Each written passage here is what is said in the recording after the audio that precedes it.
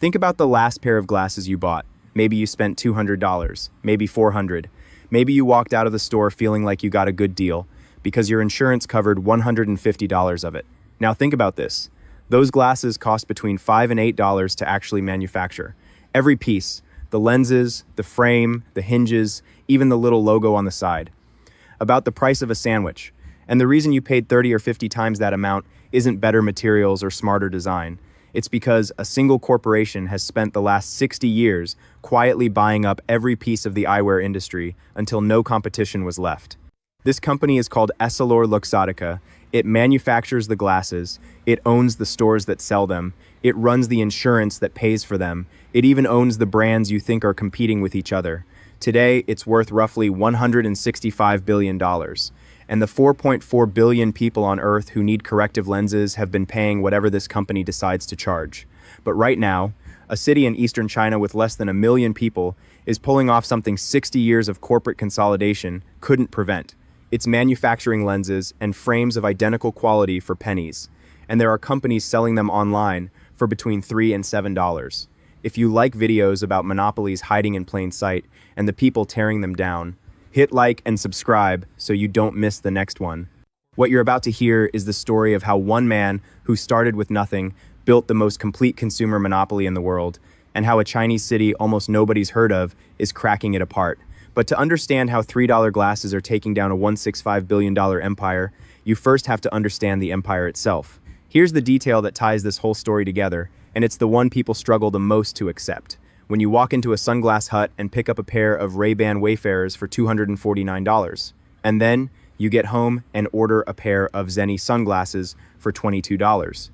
There's a real chance both pairs of lenses were made in the same city, maybe the same industrial park, maybe on the same production lines, run by the same workers, with the same equipment and the same raw materials.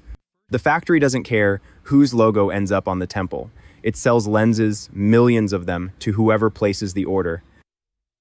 The factory's margin is basically the same whether that lens ends up in a $300 frame or a $15 one. The only thing that changes is how much the customer pays at the end. You're not paying $227 for a better lens. You're paying $227 for a logo, for a store experience with flattering lighting, and for a monopoly that's been raising prices for 60 years because nobody stopped it. The $3 glasses coming out of China aren't tearing the monopoly down by force. They're tearing it down just by existing, by proving the product was never worth what the monopoly was charging. But to understand why those $3 glasses are so dangerous to this empire, you first have to meet the man who built it. Most corporate empires start with money, family connections, or a prestigious college degree. This one started with a kid who had none of that. In 1935 in Milan, Italy, a boy named Leonardo Del Vecchio lost his father before he could even remember him. His mother was raising several children alone in a country still recovering from war. She couldn't feed all of them, so she placed him in an orphanage. Nobody adopted him. Nobody pulled strings to get him into a good school. He spent his childhood inside those walls, surrounded by other kids who'd also been left behind. What he did have was a pair of hands and a willingness to work harder than anyone around him. At 14, the orphanage sent him off to learn a trade. He became an apprentice at a stamping shop, the kind of place where metal gets bent into precise industrial shapes. It was hot, loud, repetitive work. Most apprentices hated it. Del Vecchio loved it. He discovered he had a gift for precision. He could shape tiny metal pieces with such exactness that they fit together with no gaps, no rattling, no imperfections. He understood something most business school graduates never quite grasp. If you can make a small part better and cheaper than anyone else, you control a piece of the supply chain. And if you control enough pieces, you control the whole product. In 1961, at 26 years old, he opened his own workshop in Agordo, a tiny town buried in the Italian Dolomites. The mountains meant isolation, and isolation meant cheap rent and loyal workers. He wasn't trying to make glasses yet. He was making the components other companies needed: hinges, temples, nose pads, those invisible metal pieces that hold a pair of glasses together. These parts cost almost nothing to stamp out of a sheet of metal, but the eyewear companies buying them had no way to produce them on their own, so they paid a significant markup. Del Vecchio saw the gap between what it cost to make a part and what someone was willing to pay for it, and that gap became the foundation for everything he built afterward. Over the next decade, he climbed one rung at a time, from making parts to making complete frames, from making frames for other companies to selling them under his own name, from selling his own brand to buying up other brands entirely. He named the company Luxottica and drove it with the focused intensity of someone who'd spent his childhood with zero control over his own life and was determined never to feel that way again. But the machine didn't really come alive until he realized something nobody else in the optical industry had figured out. Making the product was just the beginning. The real fortune was in owning everything around it. The expansion that followed was so gradual and so quiet that even people inside the eyewear industry didn't realize what was happening until it was already done. Del Vecchio never held press conferences, never bragged about his ambitions. He just kept buying things, one after another, for decades. In 1990, he took Luxottica public on the New York Stock Exchange. The US was the largest eyewear market in the world, and American capital markets were the deepest pool of money on the planet. He told a reporter that if you're going to sail, you'd better pick the biggest ocean. The cash from that IPO became his acquisition fund. Vogue Eyewear came first. Then, in 1995, he launched a hostile takeover of US Shoe Corporation, a company 5 times the size of Luxottica. Del Vecchio didn't want the shoe business. What he wanted was buried inside that company, a chain of optical stores called LensCrafters. By swallowing a corporation 5 times his own size, he instantly gained hundreds of locations across the United States. The Italian frame manufacturer now controlled the counters where Americans bought their glasses. In 1999, he bought Ray-Ban for $640 million. Financial analysts said he'd overpaid. They were thinking about the brand as it existed at that moment. Del Vecchio was thinking about the brand he was about to turn it into. Back then, Ray-Ban Wayfarers sold for about $30. You found them at gas stations and drugstores, next to the sunscreen and the candy bars. They were popular, but nobody thought of them as a luxury item. Del Vecchio pulled them off those shelves immediately. He raised the price. He placed them exclusively inside his own retail chains, Sunglass Hut and LensCrafters. He relaunched the marketing campaign to position them as premium eyewear. Within a few years, the same Wayfarers that had cost $30 were selling for over $150. Today, they sell for over $200. The product itself didn't change. Same lens, same frame, same hinge. The only thing that changed was the owner and the number he wrote on the price tag. But the acquisition that really revealed how this empire actually worked was Oakley. In the early 2000s, Oakley was a dominant brand. Professional athletes wore it. It had a reputation for toughness, innovation, and cutting-edge design. Oakley was independent. It wasn't part of Luxottica, and it sold extraordinarily well inside Sunglass Hut stores, which Luxottica controlled. Then Oakley and Luxottica had a disagreement over pricing. What happened next didn't require any negotiation at all. Luxottica simply pulled every Oakley product off Sunglass Hut's shelves. Overnight, Oakley lost access to the largest specialty sunglasses retailer on the planet. Its stock collapsed, dropping by roughly half. A company that had been thriving suddenly looked like it was drowning, not because its products had gotten worse, not because customers had stopped wanting them, but because a single entity controlled the shelf space and decided to empty it. Then in 2007, with the stock still depressed after losing its main retail channel, Luxottica bought Oakley for $2.1 billion. The company that owned the stores had strangled the brand, tanked its valuation, and then bought it at a discount. Jim Jannard, who'd built Oakley out of a garage in 1975 selling motorcycle hand grips, watched his life's work get absorbed into the very machine he'd spent years resisting. Once Oakley was inside the empire, its products went back on Sunglass Hut's shelves. Prices went up. The Oakley case wasn't just an acquisition. It was a message to every eyewear brand on the planet. Fight us on pricing, and we'll pull you from our stores, we'll watch your stock crumble, and we'll buy you for a fraction of what you're worth. After Oakley, no brand ever challenged Luxottica on pricing again. With competition neutralized, Luxottica turned its attention to the thing that makes people willing to spend $350 on a piece of plastic: brand names. It started signing licensing deals with every major fashion house that wanted glasses with their name on them but didn't want to design or manufacture them.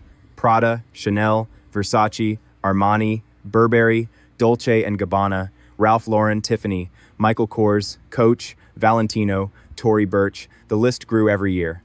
The arrangement was always the same. The fashion house lent its name and collected a royalty. Luxottica designed the frames, manufactured them in its own factories, distributed them through its own logistics network, and placed them in its own stores. A customer walks into a sunglass hut and sees a pair of Prada sunglasses for $350. 2 shelves down, there's an unbranded pair for $80. Both frames came off the same production line, same materials, same manufacturing process, same quality. The only difference was the logo etched on the temple. Then, in 2018, the empire grew even bigger. Luxottica merged with Essilor, the largest lens manufacturer on the planet. The combined company, Essilor-Luxottica, now owned the frames and the lenses, the brands, the factories, the retail stores, the lens technology, all under one roof. And it owned one more thing almost nobody talks about. This is the piece that turns a dominant business into something that feels more like a closed loop. EyeMed Vision Care, the second largest vision insurance provider in the United States, with 43 million members. Think about what happens when you go to the eye doctor. You get your prescription. The staff tells you your insurance covers frames up to $150 at participating stores. You pick a pair, the insurance pays its share. You pay the rest. Here's what you don't see. The insurer paying the claim is EyeMed. The store where you bought the glasses is LensCrafters or Sunglass Hut. The company that manufactured the glasses is Essilor-Luxottica. All three are the same entity. The insurance benefit is written by the same company that makes the product and owns the store. It steers you toward its own stores to buy its own products at prices it set itself. At no point in this transaction does the consumer actually interact with a competitive market. Every step is designed and controlled by a single organization. Picture this in any other industry, and it would be front-page news. If Ford owned every dealership in America, manufactured every car on the road, ran the second-largest auto insurer, and set prices with 0 competing manufacturers on the lot, people would demand investigations. In the eyewear industry, it just quietly became normal. By the time Leonardo Del Vecchio died of pneumonia in June 2022, at 87 years old, the boy from the Milan orphanage had become the second richest person in Italy. The machine he built kept running without him, but everything described so far would be permanent and untouchable if it weren't for a place in eastern China that almost nobody outside the eyewear industry has ever heard of. Danyang is in Jiangsu province, about 2 hours west of Shanghai by high-speed rail. Its population is under 1 million people. It's the kind of city that doesn't show up in travel guides or business itineraries.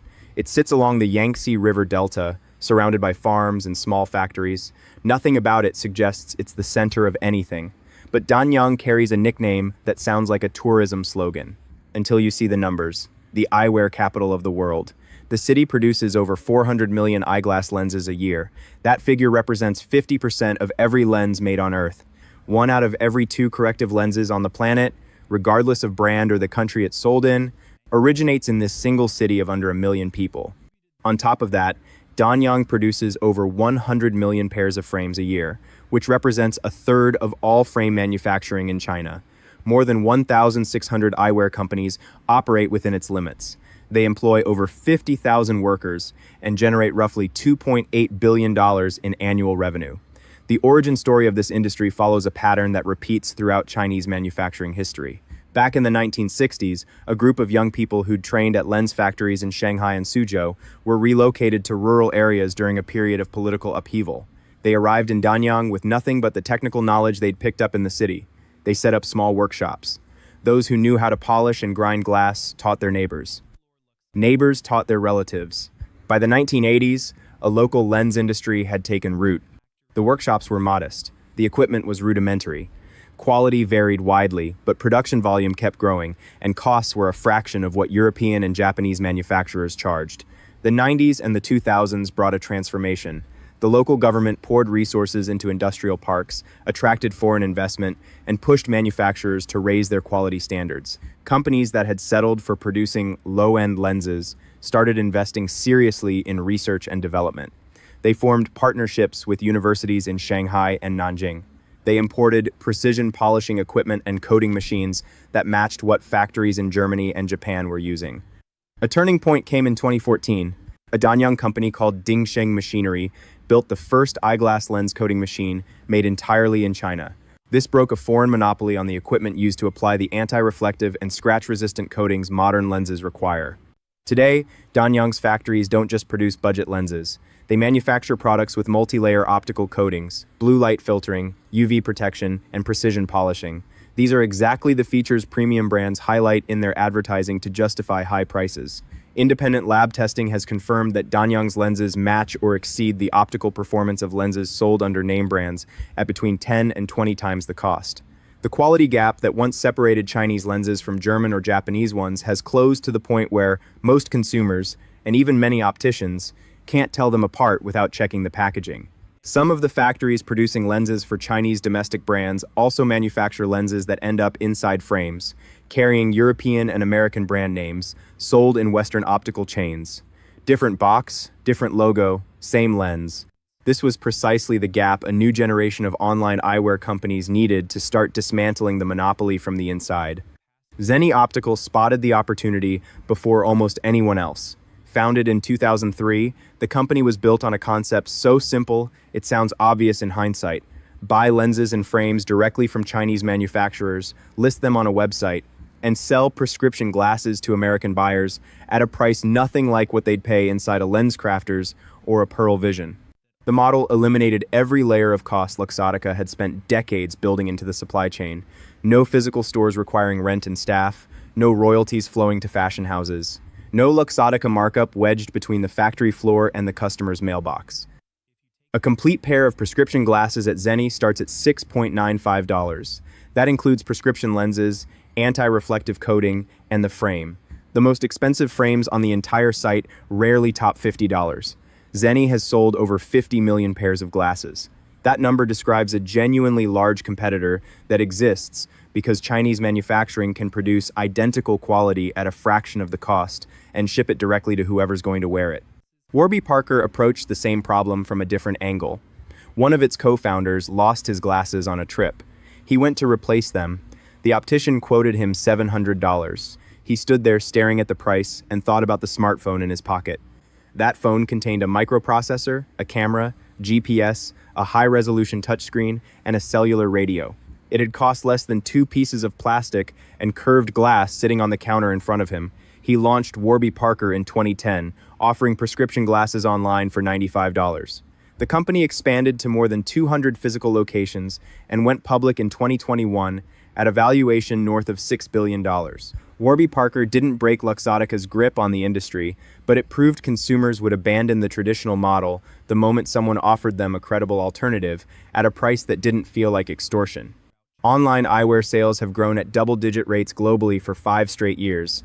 In the US, the share of prescription glasses bought online went from under 3% in 2015 to over 15% in 2025. That number is even higher among younger buyers, who are more comfortable shopping online and less attached to the idea that glasses have to be expensive to be good. Every percentage point that shifts toward buying online completely bypasses Essilor-Luxottica's retail network. Every pair sold for $20 instead of $250 represents a crack in a wall that looked solid for 60 years. Essilor-Luxottica isn't collapsing. It reported revenue above 28 billion euros in 2024 and remains the dominant force in the eyewear industry by an enormous margin. But the trajectory matches what's happened in every industry where an entrenched monopoly runs into the internet and Chinese manufacturing at the same time. Established players always believe the disruption will stay contained at the margins. It never does. 4.4 billion people on this planet need corrective lenses. For decades, a significant share of them have paid prices set by a single corporation that manufactures, distributes, retails, and insures glasses from start to finish. And now, a city of under 1 million people in eastern China is producing the same product at the same quality for a fraction of the cost, and shipping it directly to consumers who are starting to ask the question. Essilor-Luxottica never wanted anyone to ask, why does this cost so much? The answer is impossible to ignore once you hear it. It costs this much because one company decided it should, and nobody stopped them, until now. If this video changed the way you look at something sitting on your face right now, hit like and subscribe for more content. Turn on notifications so you don't miss the next one. So here's a question for you. A pair of glasses costs $5 to make and sells for $250. A single company owns the brands, the stores, and your insurance. Did you know that? And now that you do, does it change what you buy? Tell me in the comments.